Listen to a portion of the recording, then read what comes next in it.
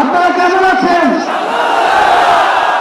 আমার সামনে আজ এই ইসলামী আন্দোলন বাংলাদেশের মহাসমাবেশে যে লক্ষ ছাত্র জনতার উপস্থিতি, তারাই ছিল আমাদের জুলাই অভ্যুত্থানের অন্যতম সহযোদ্ধা।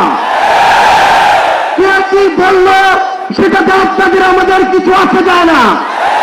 আপনার যতক্ষণ জুলাই অভ্যুত্থানের স্ত্রীকে নিজেদের বুকে ধারণ করে শহীদের যে আত্মত্যাগ, জুলাইয়ের সরকারের যে রক্ত দেওয়া, সেগুলোকে আমরা যতক্ষণ ধারণ করে সামনের দিকে এগিয়ে চলবো, ততক্ষণ তারা প্রোপাগান্ডা আমাদের কিছু আসে যায় না। ততক্ষণ ওই বিদেশি এজেন্ডার চক্রান্ত আমাদের কিছু আসে যায় না। আমাদের মনে আছে ওই 3-4 আগস্টে আমাদের আমির সাহেব, সিনিয়র লিডার আমির সাহেব কিভাবে মাতৃ গণমাধ্যমের ঘোষণা দিয়েছিলেন। আমরা স্পষ্ট করে আপনাদেরকে একটা কথা বলি, এই 36 পরবর্তী বাংলাদেশে আমরা যারা অভ্যুত্থানের সহযোদ্ধা ছিলাম, আমরা যদি ঐক্যবদ্ধ থাকি, আগামী বাংলাদেশে আর কোন নামে কোন ব্যক্তিকে সামনে রেখে কোন দলকে সামনে রেখে এই বাংলাদেশে দাঁড়াতে পারবে না।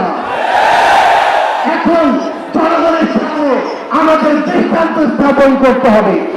আমরা আমাদের কাজের মাধ্যমে প্রত্যেকটি ক্ষেত্রে যেন সেই দৃষ্টান্ত স্থাপন করতে পারি। আজকে যখন আমি আসছিলাম, রাস্তার আশেপাশের প্রত্যেকটি মোড়ে আমার ইসলামী আন্দোলন বাংলাদেশের সহযোদ্ধারা ট্রাফিকিং এর কাজ করছে। এটাই হচ্ছে দৃষ্টান্ত যে আমরা কাজ করব, আমাদের রাজনৈতিক সমাবেশ করব, একই সাথে জনগণের যেন দুর্ভোগ না হয় সেটাও আমাদের মাথায় থাকবে। আমরা এর আগেও দেখেছি এই মাঠে প্রোগ্রাম হয়েছে, প্রোগ্রাম শেষ করে মাঠের প্রত্যেকটি ময়লাকে পরিষ্কার করা হয়েছে। এটাই হচ্ছে আগামী বাংলাদেশের দৃষ্টান্ত যে আমাদের যারা সাময়িক যদি কোনো সমস্যা হয় আমরা ঐক্যবদ্ধভাবে সেই সমস্যার সমাধান করব। একটা জিনিস মনে রাখতে হবে, এই অভ্যুত্থানে আপনারা যখন ঢাকার গুরুত্বপূর্ণ পয়েন্টগুলো থেকে ছাত্র দেশের বিভিন্ন রণক্ষেত্রে অংশগ্রহণ করেছেন, আপনাদেরকে পাঞ্জাবি পায়জামা টুপি থেকে করা হয়েছে। আমার মাদ্রাসার অসংখ্য ভাই এই টার্গেট চিনিয়ে শিকার হয়েছে।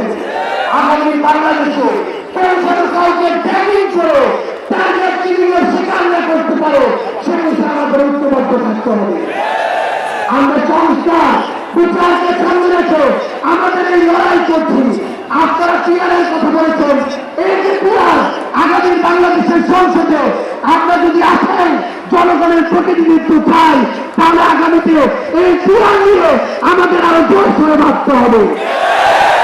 আমরা আপনাদেরকে স্পষ্ট করে আমাদের জাতীয় নাগরিক পার্টি এনসিপির পক্ষ থেকে অঙ্গীকার করি, বাংলাদেশের প্রশ্নে, জনগণের প্রশ্নে আপনারা যদি ঐক্যবদ্ধ থাকেন, আপনাদের সাথে কাঁধে কাঁধ মিলিয়ে 24-এর মতো এনসিপি আবার আগামী বাংলাদেশে লড়াই করবে।